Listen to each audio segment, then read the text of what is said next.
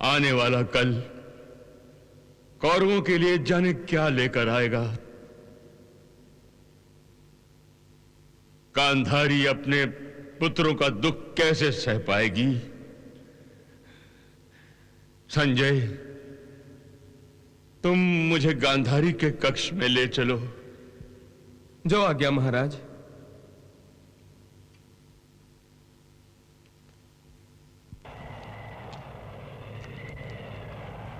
महाराज, महारानी के कक्ष में अंधेरा है। कक्ष में अंधेरा है? पर क्यों? गांधारी, गांधारी, गांधारी! ठहरिए महाराज, मैं दीप जला देता हूं। नहीं संजय, अंधेरा ही रहने दो। परंतु क्यों गांधारी?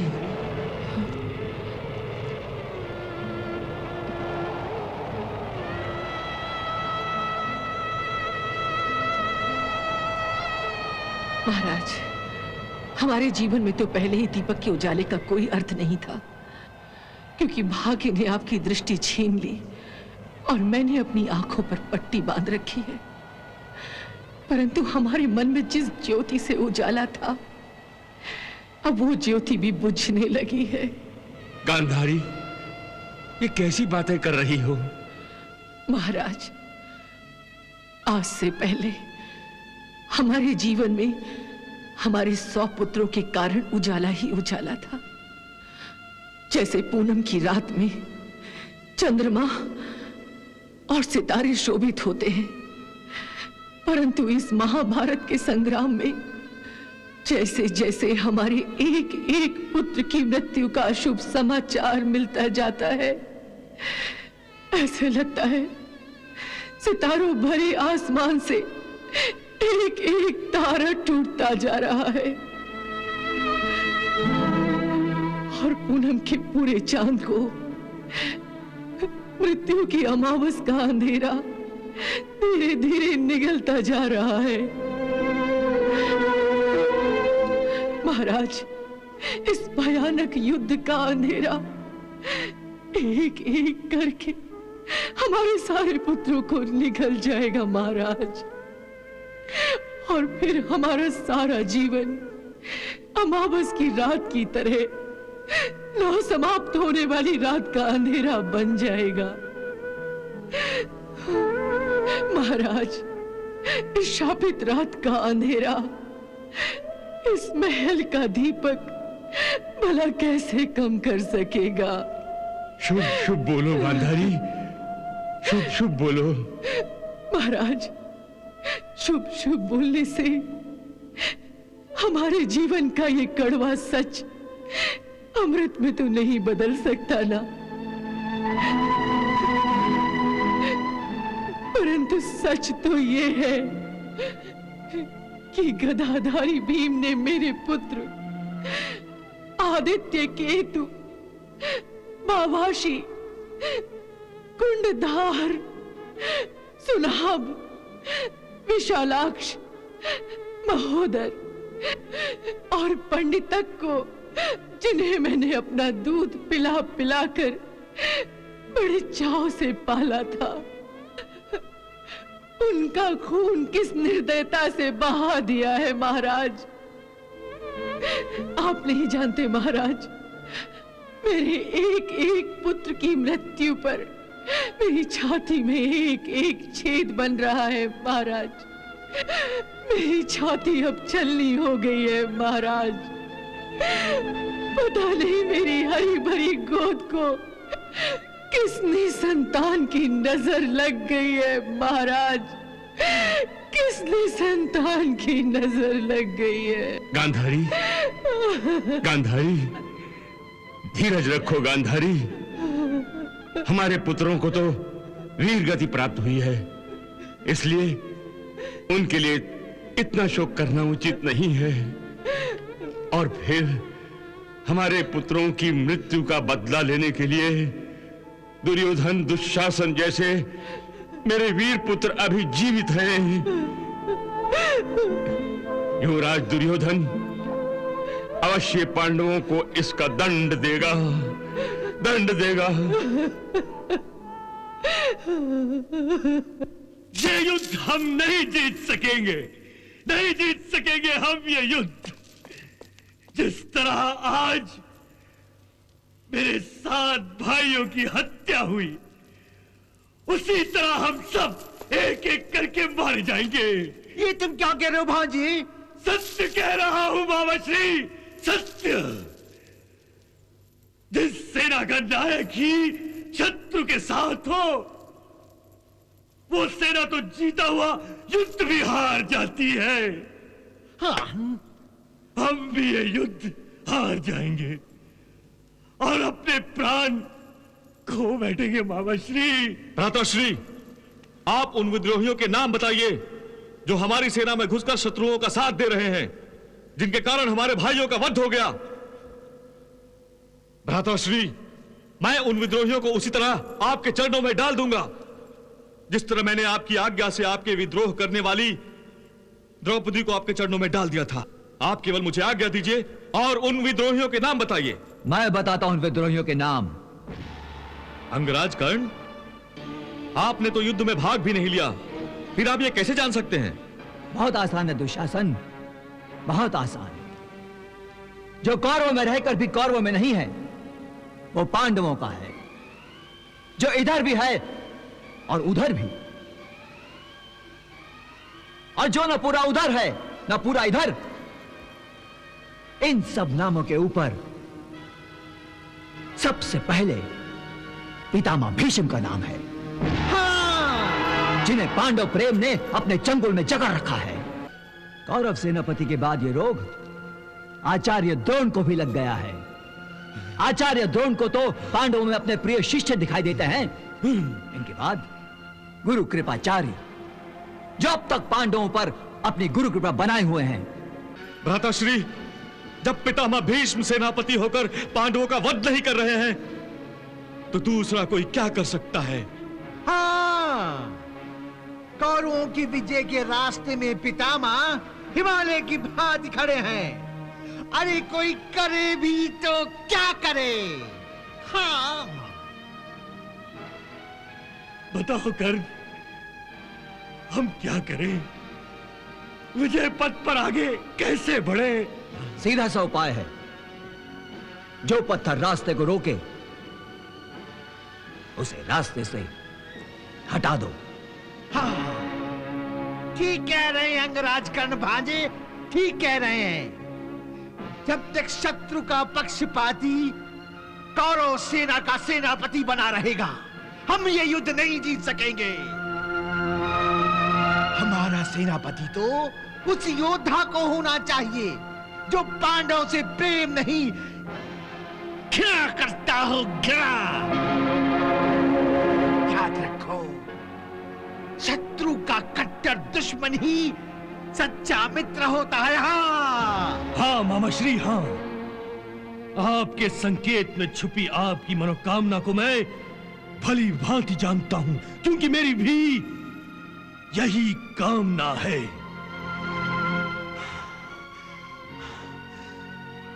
मित्र कर्ण, क्या तुम? पूछने की आवश्यकता ही नहीं मित्र, मैं स्वयं प्रतीक्षा कर रहा था। तुमसे अपनी मित्रता और पांडवों से अपनी शत्रुता दोनों को निभाने को मैं तैयार हूं, किंतु पितामह भीष्म के सेनापति होते हुए मैं युद्ध ना करने की प्रतिज्ञा नहीं तोड़ सकता। तुम्हें प्रतिज्ञा तोड़ने की आवश्यकता नहीं है, नहीं है। मैं पितामह से सेनापति का पद वापस लेने जा रहा हूं। पितामह के आदर में अब यदि हम चुप रहे तो एक एक करके मेरे सारे भाई मारे जाएंगे, मेरे सारे भाई मारे जाएंगे। पितामह!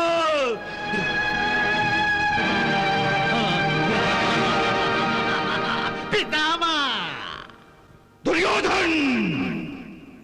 आज तक युद्ध भूमि पर किसी शस्त्र के प्रहार ने मेरे मन पर इतना गहरा घाव नहीं लगाया जितना तुम्हारी आज की बातों ने लगाया है। तुम मुझ पर शंका करते हो, कि मैं पक्षपात कर रहा हूं? कौरवों की सेना में रहकर पांडवों का साथ दे रहा हूं? इसमें झूठ क्या है पितामह? युद्ध भूमि पर पांडवों के प्रति आपका प्रेम ही हमारी विजय के आड़े आ रहा है।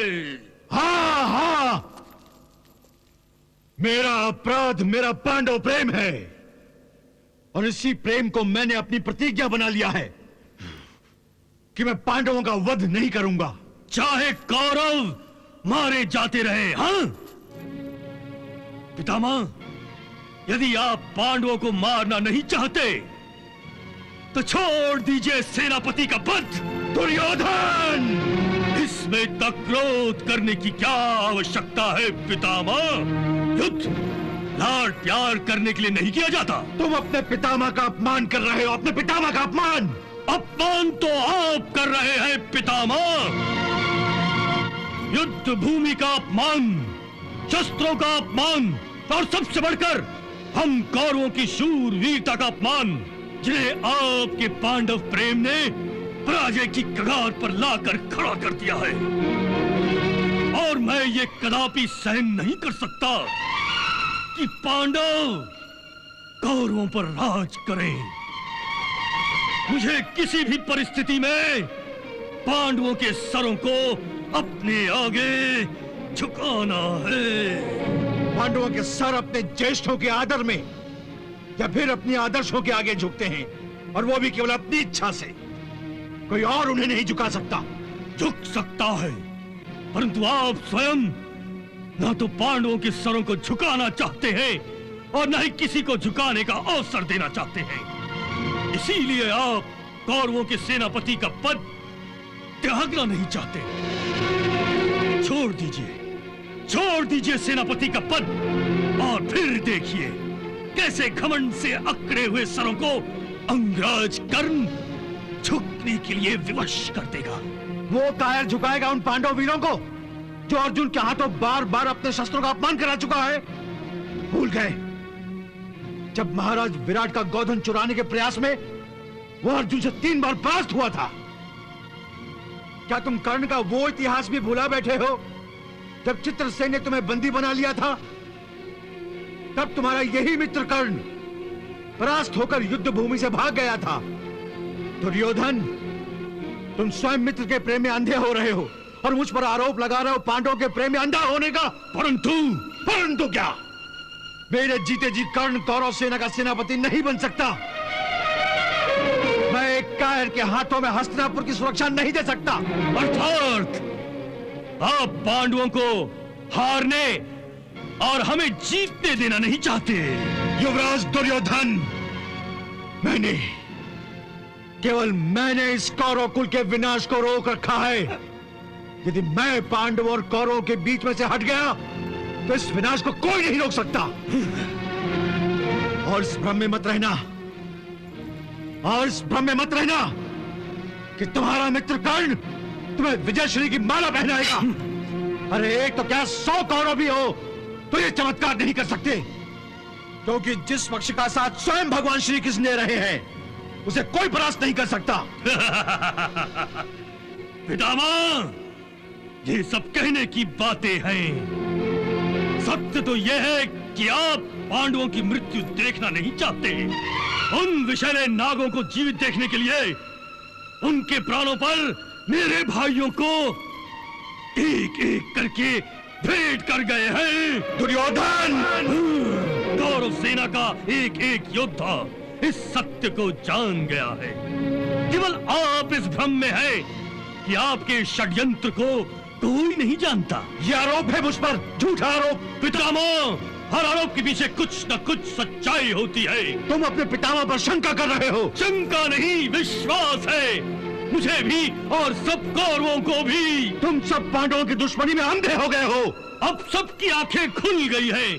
कोई कुछ नहीं कहता, परंतु सब देख रहे हैं कि आप कौरवों से कैसे चुपके विद्रोह कर रहे हैं। मैं विद्रोह नहीं कर रहा हूँ। यदि आप विद्रोह नहीं कर रहे हैं तो पांडवों का विरोध कीजिए, पांडवों को वध कीजिए। मैं उनका वध नहीं कर सकता।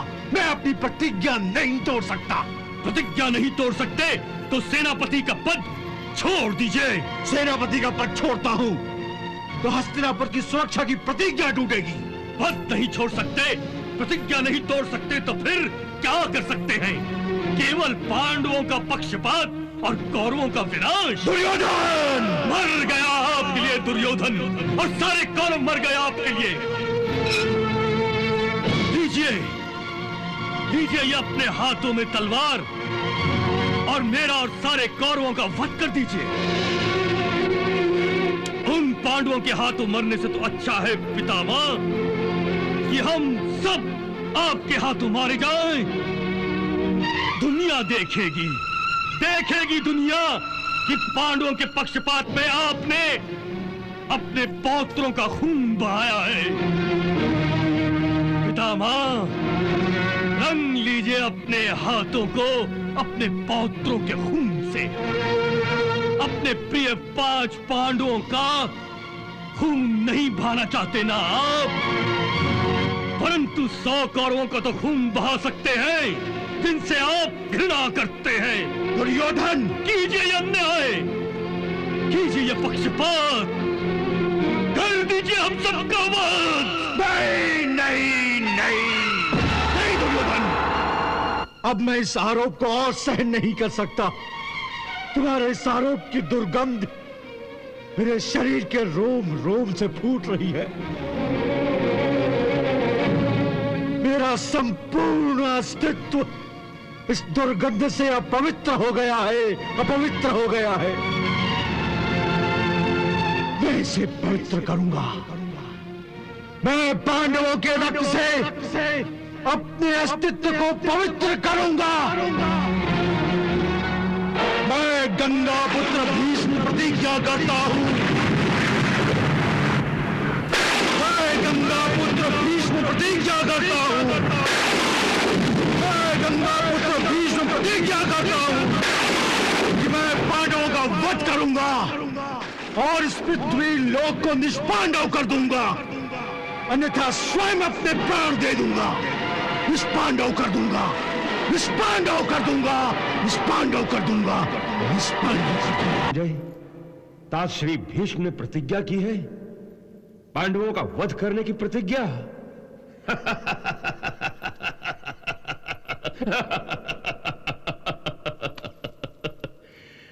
ये सारा ब्रह्मांड टूट सकता है, परंतु भीष्म प्रतिज्ञा नहीं टूट सकती, कभी नहीं टूट सकती। अब ये पृथ्वी निष्पांडव हो जाएगी और मेरे मरे हुए पुत्रों का प्रतिशोध भी पूरा होगा, अवश्य पूरा होगा। मधुसूदन, मधुसूदन, मधुसूदन। क्या हुआ पांचाली? तुम इतनी हताश क्यों हो? तुमने सुना माधव, भीष्म पितामह ने प्रतिज्ञा की है, इस पृथ्वी को निष्पांडव करने की प्रतिज्ञा। अब क्या होगा माधव? माधव, तुम मुस्कुरा रहे हो? पितामह ने पांडवों का वध करने का प्रण लिया है और तुम मुस्कुरा रहे हो? कल अधर्म धर्म को परास्त करेगा और तुम मुस्कुरा रहे हो? पांचाली, यूं घबराने से क्या होगा? तुम्हें अब पितामह को रोकना होगा माधव। हाँ, पांडवों के होते हुए? हाँ कृष्ण, हाँ। वैसे देखने में तो ये युद्ध कौरवों और पांडवों में हो रहा है, परंतु वास्तव में ये युद्ध कौरवों में और वासुदेव श्री कृष्ण में हो रहा है। मेरे पति तो केवल एक माध्यम है, निमित्त है ना प्रभु? ये क्या कह रही हो कि ये युद्ध मैं कर रहा हूं? पांचाली, तुम अच्छी तरह जानती हो कि इस युद्ध में मैंने शस्त्र ना उठाने की प्रतिज्ञा की है। मैं अब निशस्त्र हूं। कौन कहता है कि तुम निशस्त्र हो? तुम निशस्त्र नहीं हो माधव। पांचों पांडव तुम्हारे शस्त्र हैं। महाराज युधिष्ठिर तुम्हारे शंख हैं। वो शंख बजाकर तुम्हारी ओर से इस धर्म युद्ध की घोषणा करते हैं। महाबलशाली भीम तुम्हारी गदा है, जिसका प्रहार कभी खाली नहीं जाता, और पार्थ अर्जुन तुम्हारा सुदर्शन है, जिसका वार अचूक होता है। इन सब के होते हुए तुम ये कैसे कह सकते हो कि तुम निशस्त्र हो? वाह द्रौपदी वाह, आखिर तुमने मेरे इस रहस्य को जान ही लिया। हे वासुदेव, यदि पितामह ने अपनी प्रतिज्ञा पूरी कर दी तो ये तुम्हारे पांचों शस्त्र नष्ट हो जाएंगे और तब तुम निशस्त्र हो जाओगे, और तुम्हारे ये हाथ और मेरी ये मांग सूनी हो जाएगी। माधव, द्रौपदी, तुम मेरे हाथों में राखी बांधती हो ना? हाँ। क्या उस राखी की डोर को इतना कमजोर समझती हो? उसे एक कच्चा धागा समझती हो? या फिर इन हाथों को इतना निर्बल समझती हो जिन पर तुम राखी बांधती हो? नहीं माधव, नहीं। तो फिर मेरी बहन, अपने भाई पर भरोसा रखो, विश्वास रखो, पांडवों को कुछ नहीं होगा, कुछ नहीं होगा पांडवों को। पितामह ने इस पृथ्वी को निष्पांडव बनाने की प्रतिज्ञा की है। वाह वाह भांजे, वाह, बधाई हो। बधाई हो भ्राताश्री, बधाई हो।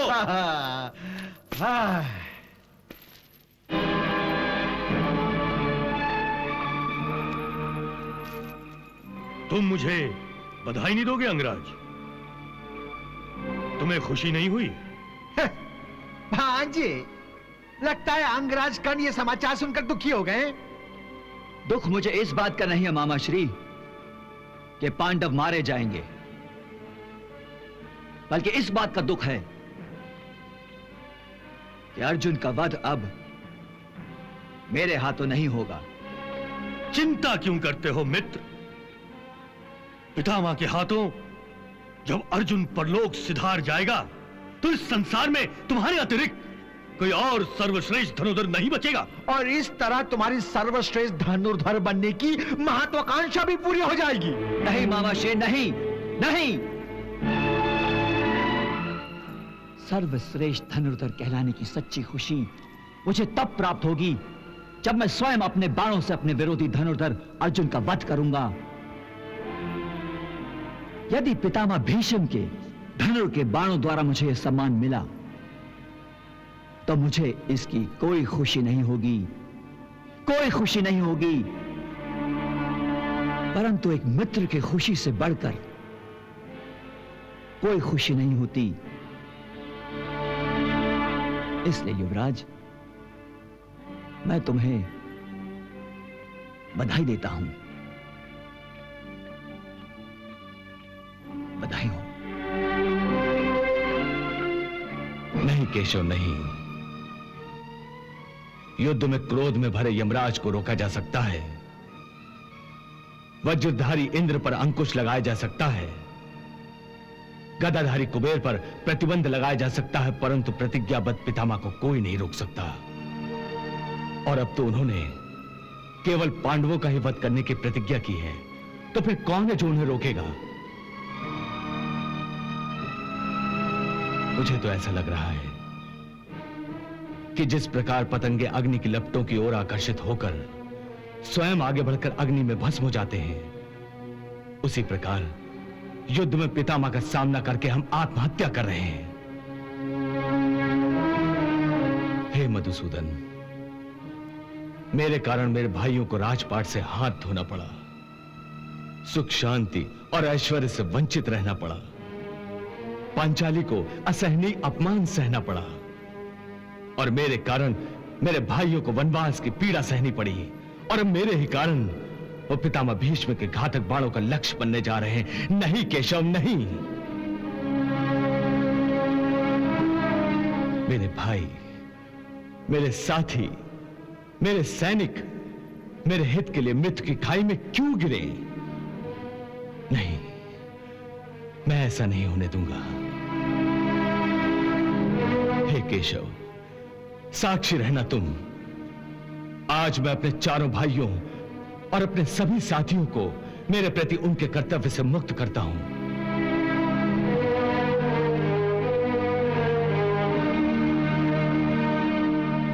मैं अपने स्वार्थ के लिए अपने भाइयों को भेंट चढ़ाना नहीं चाहता। मेरे कारण यदि माता कुंती के दोनों पुत्र छिन जाएं, तो मैं उन्हें क्या जवाब दूंगा?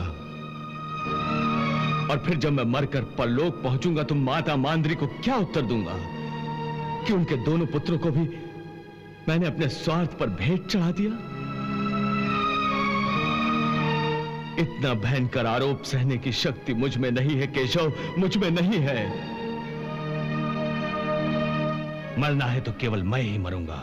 अरे आपके दुश्मन भ्राताश्री, युद्ध भूमि में जो भी आपकी ओर आंख उठाएगा मैं उसकी आंखें नोच लूंगा। हम भाइयों के होते हुए स्वयं मृत्यु भी आपका बाल तक बांका नहीं कर सकती। हाँ बड़े भैया, हमारे जीते जी यदि आपका वध हो गया तो हम तो बिन मौत ही मर जाएंगे। हमें मर जाना स्वीकार है भ्राताश्री, परंतु अनाथ होना नहीं। देख लिया बड़े भैया, ये आपसे छोटे होकर आज आपसे बड़ापन दिखा रहे हैं। आपके सम्मान पर अपने प्राणों तक को निछावर करने के लिए उत्सुक हो रहे हैं, और आप हैं जो इन्हें छोटापन सिखाने का प्रयास कर रहे हैं, मृत्यु से डरा रहे हैं। ये तो आपके प्रति इनके आदर और स्नेह का अपमान है, इनके अपने आदर्शों का अपमान है। आप समझते हैं कि अपने छोटे भाइयों को मृत्यु के पंजे से दूर रखकर मृत्यु को स्वयं गले लगाकर बड़ा काम कर रहे हैं। नहीं बड़े भैया, इस प्रकार तो आप सभी पांडवों के सामूहिक कर्तव्य से विद्रोह कर रहे हैं। यह कर्तव्य तो सब भाइयों का है, इसे तो आप सबको मिलकर करना होगा। परंतु ज्येष्ठ भ्राता होने के नाते अपने अनुजों के प्राणों की रक्षा का दायित्व क्या मेरे सर पर नहीं है? बड़े भैया, यह अच्छी बात है कि आपको अपने छोटे भाइयों के प्राणों की चिंता है, परंतु हम यही क्यों माने कि कल युद्ध भूमि में मृत्यु ही पांडवों का स्वागत करेगी? इसलिए कि प्रतिज्ञाबद्ध पितामह के घातक बाणों का उत्तर देने के लिए हमारे पास कोई शस्त्र नहीं है केशव। एक शस्त्र है बड़े भैया, संसार में मनुष्य की बुद्धि से बड़ा न कोई शस्त्र है और न कोई अस्त्र। यदि हम अपनी बुद्धि का प्रभावशाली प्रयोग करें तो शत्रु के सारे शस्त्रों की धार कुंद हो सकती है। अर्थात ये कि मैंने एक उपाय सोच रखा है। वो क्या उपाय है? वो सब आप मुझ पर छोड़ दीजिए, जैसा मैं कहूं वैसा आप करते जाइए।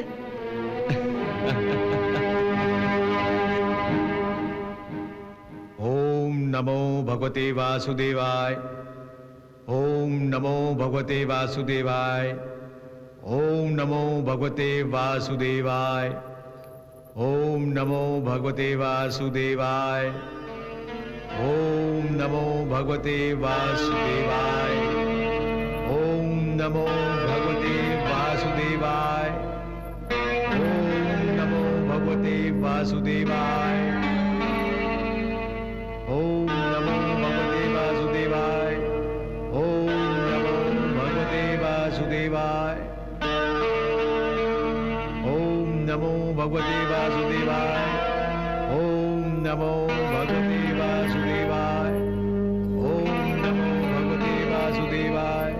ओम नमो भगवते वासुदेवाय। ओम नमो भगवते वासुदेवाय। ओम नमो भगवते वासुदेव।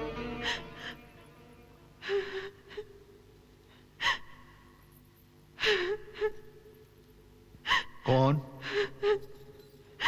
प्रणाम पितामह। कल्याणमस्तु। कौन हो पुत्री? इतनी रात गए यूं रोते हुए मेरे शिविर में क्यों आई?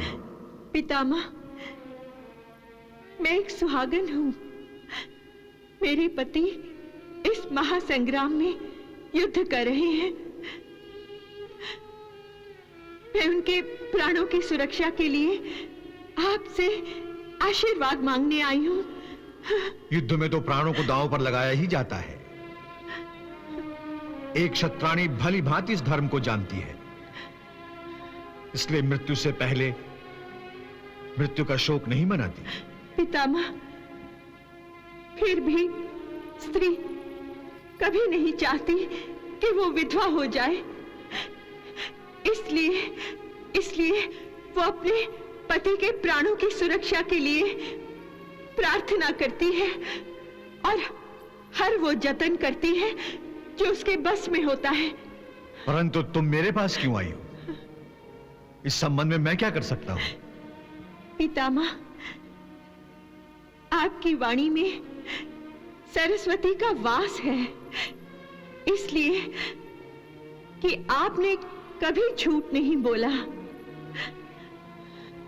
इसलिए एक महापुरुष ने मुझसे कहा था कि आपके मुंह से जो निकलेगा वो सत्य वचन ही होगा।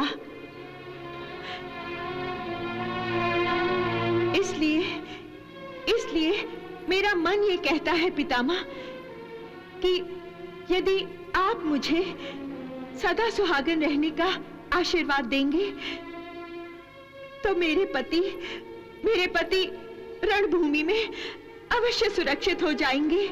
हाँ पितामह, मैं ये नहीं चाहती कि वो युद्ध छोड़कर घर चले आए। वो अवश्य युद्ध करें। मैं तो उनकी सुरक्षा चाहती हूँ, इसलिए आपसे आशीर्वाद लेने आई हूँ। पितामह, एक सुहागन की मांग सूनी होने से बचाइए। मेरी झोली में मेरे सुहाग के प्राणों की सुरक्षा का आशीर्वाद डाल दीजिए पितामह, डाल दीजिए।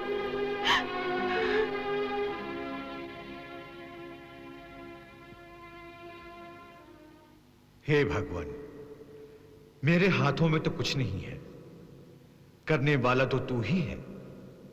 मेरे शब्दों में वो प्रभाव डाल दे जिसकी अपेक्षा ये स्त्री मुझसे कर रही है। पितामह, आशीर्वाद दीजिए।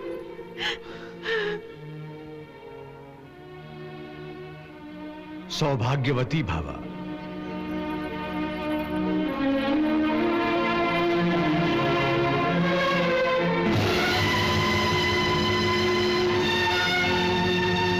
याज्ञसेनी द्रौपदी। हाँ पितामह, आपकी पुत्र वधू जिसे आपने सौभाग्यवती होने का आशीर्वाद दिया है, अब धरती को निष्पांडव करने की आपकी प्रतिज्ञा अनुसार आपको मेरे किसी भी सुहाग के प्राण लेने का कोई अधिकार नहीं रहा। याज्ञसेनी, तुम्हें अपने पतियों के प्राणों की सुरक्षा के लिए कुछ भी करने का अधिकार था, परंतु तुमने मेरी इस प्रतिज्ञा के पालन के अधिकार को छीनकर मुझे धर्म संकट में डाल दिया है। परंतु पितामह, मैंने तो आपको अपने पोतों की हत्या के पाप से बचा लिया है। हाँ याज्ञसेनी, हाँ, ये तुमने बहुत अच्छा किया है। यदि मेरे पोते मेरे हाथों मारे जाते तो प्राण त्यागने तक मेरी आत्मा पर एक बोझ रहता। पितामह, आप मुझे इस शुभ कार्य पर बधाई नहीं देंगे? नहीं, तुम्हें इसका अधिकार नहीं है, क्योंकि सौभाग्यवती का आशीर्वाद लेने की तरकीब तुम्हारी नहीं हो सकती। ये उपाय अवश्य ही भगवान श्री कृष्ण ने बताया होगा। आपने बिल्कुल ठीक अनुमान लगाया पितामह। प्रणाम प्रणाम प्रणाम।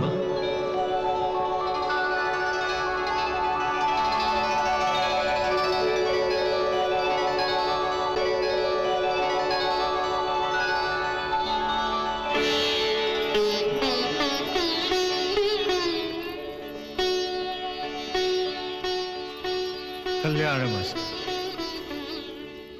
प्रणाम भगवान। आइए।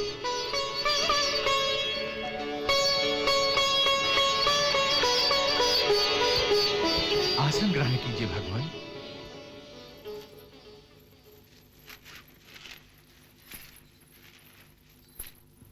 पितामह, पांचाली को यह अनोखा सुझाव श्री कृष्ण ने ही दिया था।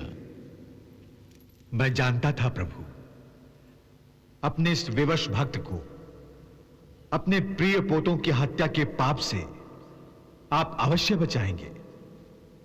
आपका धन्यवाद प्रभु। पितामह, भाग्य में जो होना होता है वो होकर ही रहता है, और जो नहीं होना है वो नहीं होता। नहीं प्रभु, जब मैं आपको एक भक्त की आंखों से देखता हूं तो मुझे आप ही की लीला दिखाई देती है। मैंने आवेश में प्रतिज्ञा की थी कि आपको इस महासंग्राम में शस्त्र उठाने पर विवश कर दूंगा। मैं तो आपको विवश नहीं कर सका और न कर सकता था, परंतु आपने स्वयं सुदर्शन चक्र धारण करके मेरी प्रतिज्ञा की लाज रख ली थी। और मुझे विश्वास है प्रभु कि धरती को निष्पांडव करने की मेरी प्रतिज्ञा और याज्ञसेनी को दिए मेरे आशीर्वाद की लाज भी आप रखेंगे। नहीं पितामह, मैं उस समय सहायता करता हूं जब कोई दूसरा रास्ता नहीं रह जाता। मैं अच्छी तरह से जानता हूं कि इस समस्या का हल आपके पास है, और इस समस्या से क्योंकि पांडव भी प्रभावित होंगे, इसलिए पांडव के ज्येष्ठ होने के नाते इसका समाधान करने का अधिकार आपको है। और फिर धर्मराज को आपने पांडव की विजय के लिए कोई सुझाव देने का वचन भी तो दिया था।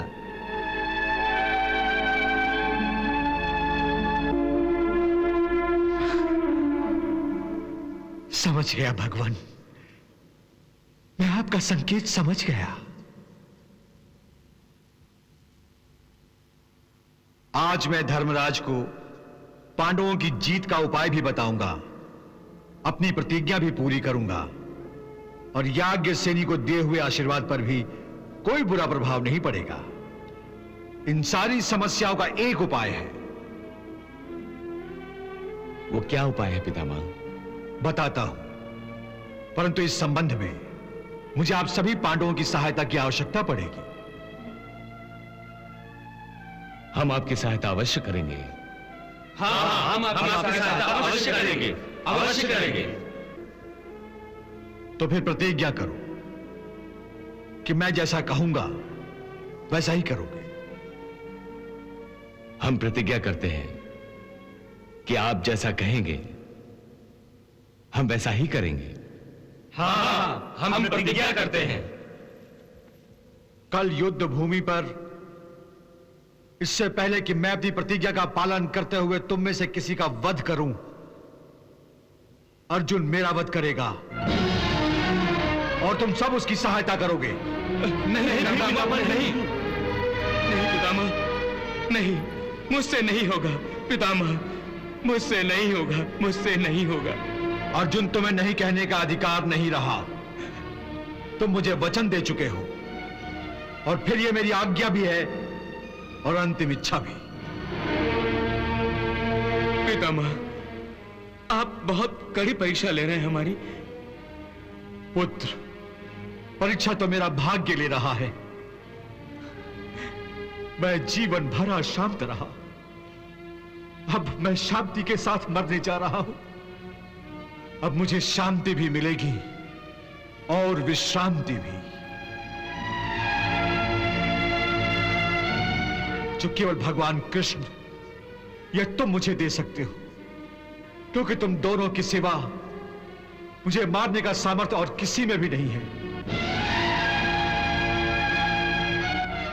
मैंने प्रतिज्ञा की थी कि इस धरती को निष्पांडव कर दूंगा, अन्यथा अपने प्राण त्याग दूंगा। अब अपने प्राण त्यागने के लिए मैं आत्महत्या का पाप तो नहीं कर सकता। क्या तुम गौरवशाली मृत्यु का यह अवसर भी मुझे प्रदान नहीं करोगे? परंतु पितामह। अर्जुन, यदि तुम परंतु अरंतु करते रहे तो मुझे अपनी प्रतिज्ञा पूरी करने का अवसर प्रदान करोगे।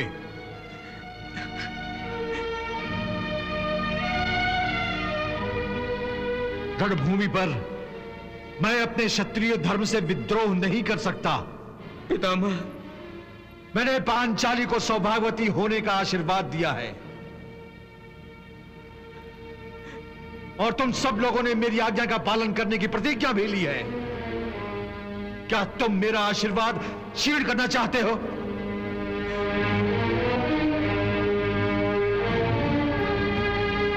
मैंने तुम्हें मेरा वध करने की आज्ञा दी है। क्या तुम अपने पितामह की आज्ञा का विरोध करोगे? मेरी मृत्यु से संकोच करने का अब कोई लाभ नहीं अर्जुन। मेरी मृत्यु का समय आ गया है। तुम सब अच्छी तरह जानते हो कि मुझे इच्छा मृत्यु का वरदान प्राप्त है।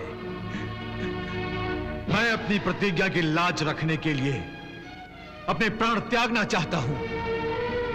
मैंने प्रतिज्ञा की थी कि या तो मैं पांडवों का वध करूंगा या अपने प्राण त्याग दूंगा।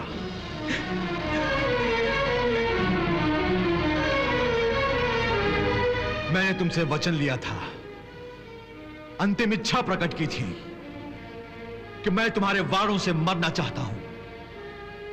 तुम्हें याद है ना? कल तुम मेरी अंतिम इच्छा पूरी करोगे। यह कैसे संभव है पितामह? संभव है, एक स्त्री द्वारा संभव है।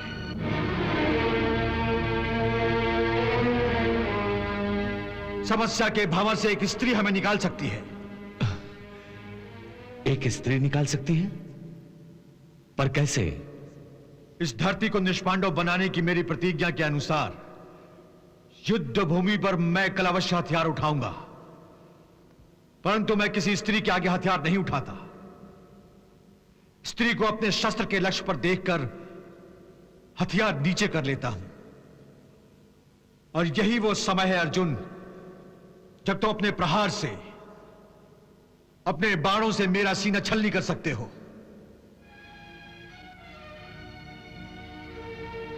परंतु युद्ध भूमि पर कोई स्त्री आपके सामने क्यों आएगी पितामह?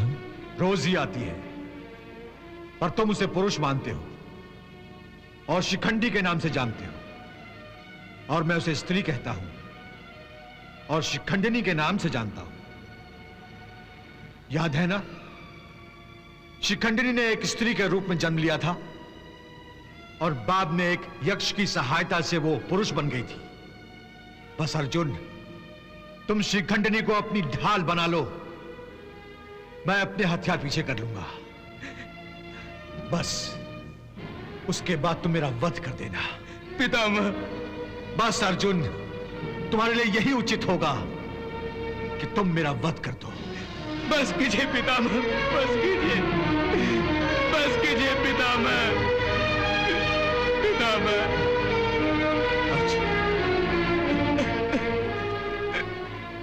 मेरी मृत्यु के अतिरिक्त तुम्हारे पास कोई विकल्प नहीं है पुत्र।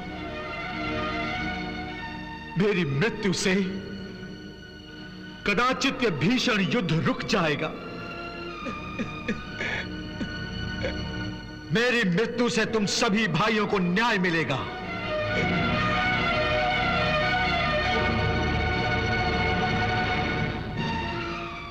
मेरी मृत्यु से अधर्म का एक पर्व भी समाप्त हो जाएगा और मेरी मृत्यु से उन गलतियों पर पूर्ण विराम लग जाएगा जो द्यूत सभा में मेरे चुप रहने से शुरू हुई थी। प्रिय पार्थ, तुम मेरी बताई गई रणनीति को अपनाकर विजयश्री प्राप्त करो। पितामह। अर्जुन, मेरा आशीर्वाद सदा तुम्हारे साथ रहेगा। सुखी भवा।